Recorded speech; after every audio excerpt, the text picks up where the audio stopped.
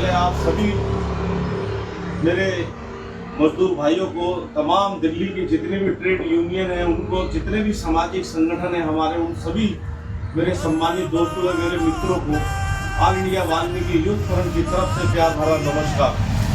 दोस्तों, आज जैसा कि आप देख रहे हो कि दिल्ली प्रदेश की हमारे कार्यकारिणी मेरे बहुत ही सम्मानित मेरी बाजू और इस संगठन की अहम कड़ी हमारे दिल्ली प्रदेश के अध्यक्ष पवन महरोलिया जी हमारे साथ हैं। उसी श्रृंखला के अंदर हमारे महासचिव सतपाल बालवीर साहब रहेंगे।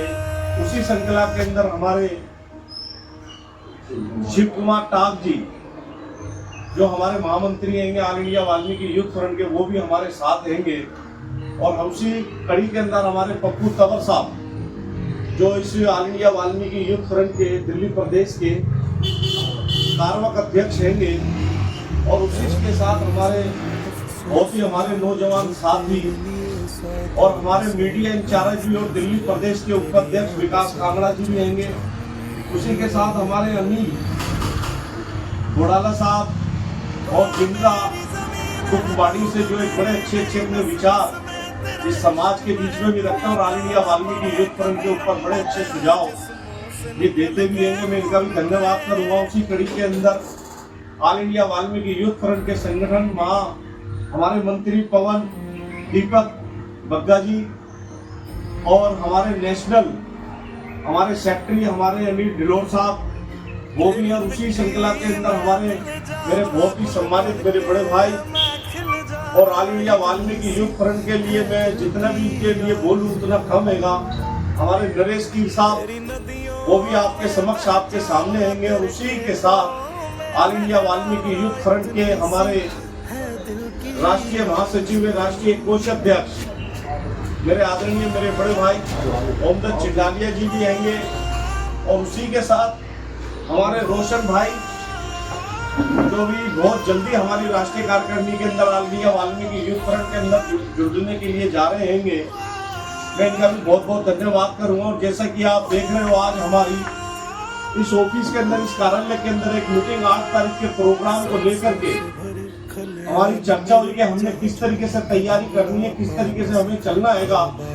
लेकिन वहाँ एक राय और निकल करके आई, इन सब साथियों का एक सुझाव आया निकल करके कि भाई साहब हमें समाज से फिर से अपील करनी चाहिए कि क्यों ना हम एक होकर के इस लड़ाई को जो 3 हिस्सों के अंदर बढ़ करके जो ये लड़ाई लड़ी जा रही है इसको 3 हिस्सों में ना करके एक हिस्से के अंदर होकर के हम सब एक मंच के ऊपर साझा होकर के क्यों ना इस लड़ाई को लड़ी जाए, ताकि इन हमारे स्वच्छता सफाई कर्मचारियों के स्वच्छता सैनिकों की इस वाल्मीकि समाज का कहीं ना कहीं नाम बड़ा हो सके, इनका कद कहीं ना कहीं बड़ा हो सके, इनका सम्मान कहीं ना कहीं बड़ा हो सके।